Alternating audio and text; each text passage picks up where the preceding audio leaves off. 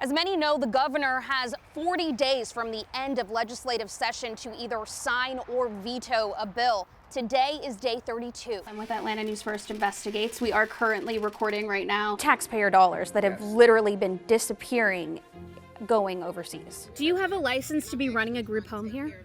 After the 2025 wildfires, California's insurance commissioner says that State Farm let families down when they needed them the most. In this instance, these homeowners live right across the street from the Marietta Country Club's golf course, and they say that they're fed up with the damages costing them thousands of dollars. That is the ice here in Buckhead. It's on the cars, it's on the street signs. Drivers should be saving more than 30 cents on every gallon. That means that every time you fill up your tank, you should be saving $5 to $7. But how do you know that you're actually getting that savings? Spirit Airlines has canceled all flights and is telling customers don't even go to the airport. They do not have any customer service representatives there to take your questions or even answer phone calls. We just got this arrest warrant in our hands, and in it, the officer states that he tried through several means to contact her, calling her, leaving her voicemails. He sent police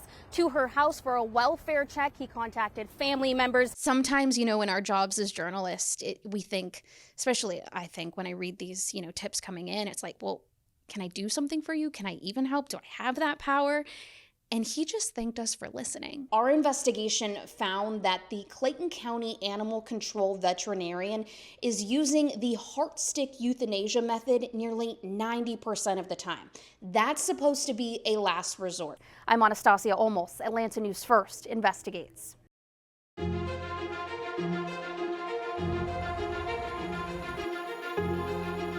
You can see a little bit of glue residue where they put it together. Yeah, that's it. This is transnational crime. We're talking hundreds of millions of dollars a year. There you go. It's taxpayer dollars that have Yes. literally been disappearing, going overseas. Everywhere. In the last year, Atlanta News First Investigates introduced you to several families How am I going to feed my children? who've had their SNAP food benefits stolen. I literally went to Walmart that morning at 10:30, and by 12 o'clock, everything was depleted. Month after month. Left me with 44 cents. It was very hard. Now, in a rare sit-down interview, I wake up every day saying, what are they going to do to us next? the USDA's chief investigator for SNAP benefit fraud confirms the issue is much bigger than reported. The numbers don't seem to be making sense in terms of what states are reporting for fraud and SNAP benefits to USDA. Secretary Rollins is not taking the statistics that have been reported as gospel now. The USDA's data shows states reported about $250 million in stolen benefits in 2024. So far this year, states have reported $136 million stolen in just the first few months of 2025. Georgia leading the country at $23 million gone. But the USDA estimates the real national hit. It could be as high as $12 billion a year. Could be more. We don't know. As part of the Trump administration's crackdown on SNAP fraud, the USDA joined the United States Secret Service to search for skimming machines across the country. This device is actually recording the number of swipes. If it detects more than one, indicating that there might be a skimmer in there. They found dozens in Metro Atlanta in less than 2 days in an August operation. See how it's one single flat piece unit, and with the skimmer on it, there's just that tiny difference. The lead investigator for Secret Service in Atlanta says advancing technology is making it hard to catch the criminals. Some in our backyards, but many are abroad. The global economy has become more digital over the years, kind of exponentially. This has actually allowed organized criminal groups to work easily across borders. When they come back, it's usually Bluetooth now, so they get really close to it, take the information and go. But Atlanta News First Investigates found SNAP fraud goes far beyond a physical swipe. They don't sit around and wait for us to catch up with them. They're taking it to the next level every week. From criminals cloning a store's point of sale system. The stores, I've spoken with so many, specifically in Pennsylvania, that say, we have no idea how they are charging these EBT cards. We don't accept EBT. And when you go onto the USD website, they are not approved to accept EBT. They're taking an FNS number from an authorized retailer, and they're going to a criminal third-party processor who will take that number, put it into a normal POS device. It doesn't show up because The number is stolen, the POS device has been cloned, nobody knows you even exist. To most recently, a cyber attack on a call center for SNAP recipients, causing the Georgia Department of Human Services to lock some cards across the state. A criminal can guess a 4-digit PIN with a good software program in less than a second. The USDA says they're trying to keep up, I've got about 100 people to cover the entire country. hoping partnerships with businesses and agencies like the Secret Service will help. Fraud is big business right now. Transnational criminals have really taken over. Most states stopped reimbursing stolen SNAP funds back in December. Here in Georgia, they encourage recipients to lock their cards on the Connect EBT app. Be sure to change your PIN right before your benefits are set to load and try to do any grocery shopping on that day. Now, everyone can protect their personal debit and credit cards from skimmers by checking the machine before for anything suspicious. And don't use it if you do think something's wrong. Use the tap feature or pay in cash whenever possible. We have more tips on how to spot skimmers. That's on our website right now, AtlantaNewsFirst.com. I'm Anastassia Olmos. Atlanta News First investigates. I have to do it like this. Kendria Bills is trying to secure a safe home for her 3 children. And that way, if someone tries to open it, it's stopped like that. She rents this apartment in Decatur. The rats have been chewing up the floors. An exterminator has come out and they confirmed that they're attracted to the glue. She moved here in fall 2025 from a domestic violence shelter. I was wondering why I was always smelling like someone going to the bathroom, like a public restroom. And here is why. It's currently spewing out right now. That is sewage that code enforcement has confirmed, and it has fecal matter in there. Every day it gets larger. Kendria's sent management several requests for help. There hasn't been heat. We've had to endure the freezing temperatures during the winter storm. Maintenance brought her a space heater, but just steps away. This is a vacant house. During that really bad winter storm, the pipes had bursted and this water has been running for several weeks. We found several vacant apartments in the 149-unit complex, some spewing water with walls and ceilings coming apart. Eviction notices on several doors, a reality now haunting Kendria. Every other day it's an email, 3-day notice to vacate. Management tells us they'd not received all of her repair requests and were not aware of all the broken pipes. They say they're making repairs. I didn't realize how hard it is tenant and renter laws, because I go down to the court and they're the ones who directed me to legal aid and code enforcement, and so now we're doing a circle. It's a circle we've seen often. Atlanta News First Investigates has uncovered complex after complex where Georgia renters are living in homes with cockroaches and raccoons.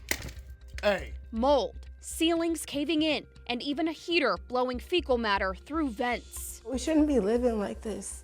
In our reporting, we found some city and code enforcement departments have closed complaints when they can't reach tenants, left cases open, and in some instances issued fines that result in corporations paying a few $100s without repairs. More often, we find renters end up in court trying to prove mold and infestations with very few laws to back them up.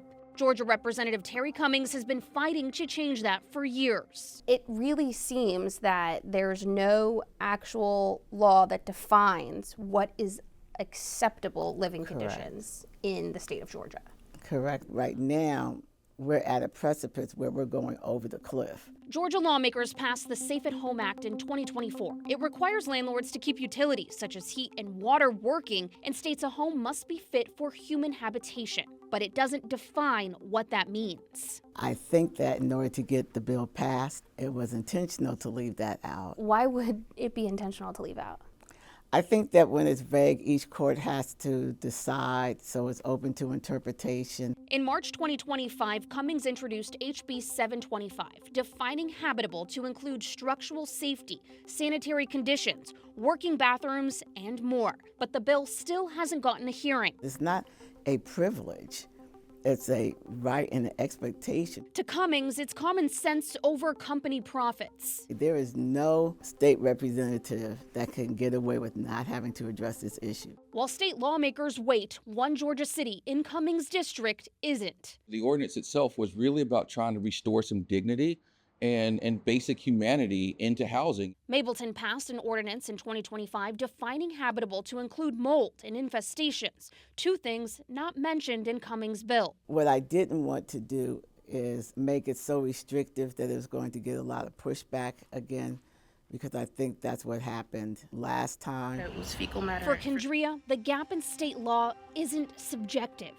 It's her life. It's been very stressful and psychologically, like my oldest needs to be on counseling. She graduates in May of this year and she's just like, Mom, where are we gonna go? And every day I tell her it's gonna be okay, but I don't know, is it really gonna be okay? I just want it to stop. It's been a complete nightmare. A nightmare in the Glen Meadows community of Marietta. Get this off of my property. He's on the property line with y'all both share, which is totally legal.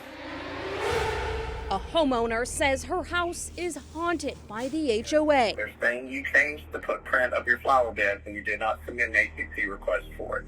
The violation is not submitting an ACC request. So we went digging for the skeletons beneath the mulch. Would you like to do an interview with us? No, not without my attorney. The HOA's attorney telling this homeowner, be governed accordingly. The thing is, if something changes, nobody in this neighborhood escapes having to put in the form.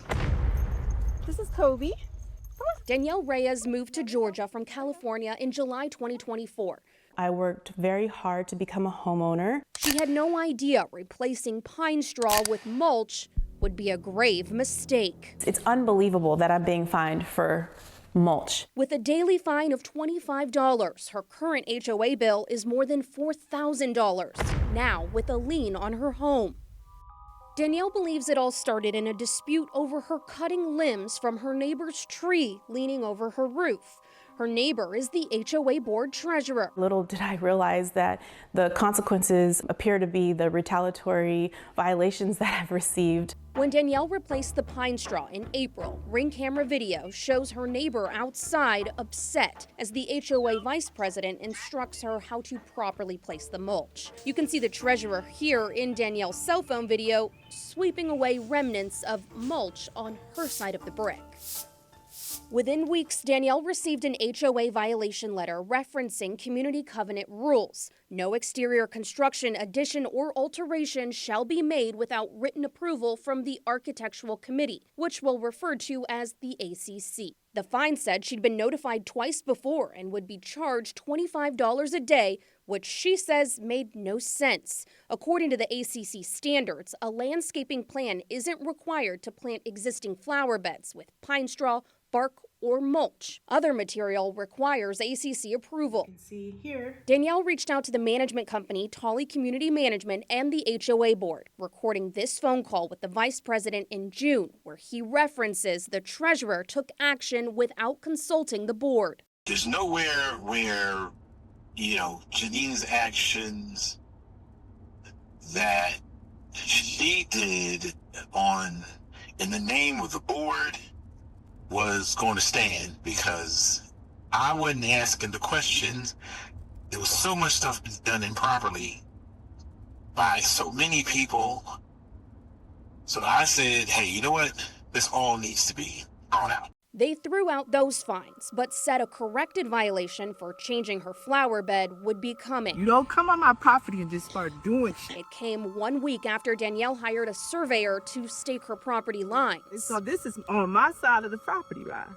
You didn't get permission for that. Her neighbor said it was trespassing and called police. Hold on. I'm sorry. No. I'm going to tell you. It's kind of no debate. Officers told her the surveyor was within his legal duties. Please go back inside while they're doing this. When we tried to get her side of the story, are you kidding me? She wasn't thrilled to meet us. I'm being harassed now. Further? We spoke with another homeowner who says she placed mulch in front of her home without approval and never received a violation. It's a blatant selective enforcement. Several neighbors agree, telling us they think the HOA selectively enforces rules, something HOA attorneys say is illegal in Georgia. But there's no agency that holds HOAs accountable. Unfortunately, they have the power of a little government, and there's not much you can do. This government eyeing a much bigger role. As we found, the HOA president is currently running for U.S. Congress in Chicago, Illinois. Today, I officially announce my candidacy. This video posted to YouTube the same week of the police incident and Danielle's new violation. Become the next United States Congressman from the 2nd District. There's no higher body in the government to go to and say, hey, by the way, my HOA isn't acting properly. Unless you're going to bring them into court and spend the money to do that and risk paying their attorney's fees on top of it, it can be really tough. This HOA's attorney, Frank Olson, already charged Danielle almost $700 for one cease and desist letter he sent in September. Cease further contact with any board member or property manager regarding these matters. Anything else will inure to your immediate and severe financial detriment. Be governed accordingly. The letter also stating if you do not like the fact that your neighbor sits on the board and has a voice in what happens with your property, perhaps you should have considered that before. The HOA's attorney, management company, and board members did not immediately respond to Atlanta News First Investigates. I just need this to stop. I really just want to live in peace. There's no reason why I should be threatened with liens over mulch. You can report your homeowners association issues to Atlanta News First Investigates. Text HOA to the number on your screen to share details about your experience and help us track and report HOA practices in Georgia.